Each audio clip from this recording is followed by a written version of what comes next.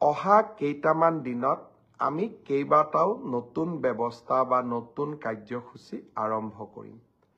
10 ডিচেম্বৰৰ পৰা 20 ডিচেম্বৰৰ ভিতৰত 10টা দিনত আমি 5টা কাৰ্যসূচী ৰূপায়ণ কৰিম।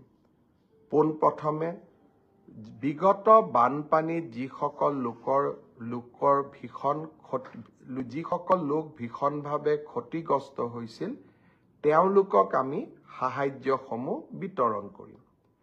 তাৰ পিছতেই মাইক্ৰ ফাইনেন্স লোন ৱেইভাৰৰ আমাৰ যিখন আঁচনি সেই আঁচনিখনৰ অধীনত 50,000 টকালৈকে ঋণ লোৱা আই মাতৃসকলক আমি নো অবজেকশ্যন চাৰ্টিফিকেটসমূহ বিতৰণ কৰিম।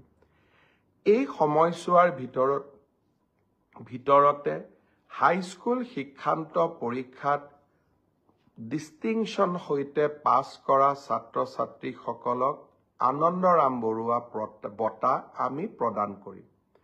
আৰু 10 ডিচেম্বৰৰ পৰা 20 ডিচেম্বৰৰ ভিতৰতে আমি নৱম মান শ্ৰেণীৰ ছাত্ৰীসকলক আৰু ছাত্ৰসকলক আমি চাইকেল বিতৰণ কৰিম। আৰু ঠিক একেধৰণে উচ্চতৰ মাধ্যমিকত সুখ্যাতিৰে উত্তীৰ্ণ হোৱা ছাত্ৰ আৰু ছাত্ৰী যিসকল ইতিমধ্যে নিৰ্বাচিত হৈছে তেওঁলোকক স্কুটিসমূহ বিতৰণ কৰিম। অৰ্থাৎ 10 ডিচেম্বৰৰ পৰা 20 ডিচেম্বৰলৈকে আমি সকলোৱে ব্যস্ত থাকিম আৰু সকলোকে এই আঁচনিসমূহৰ লাভ দিবলৈ আমি যত্ন কৰিম।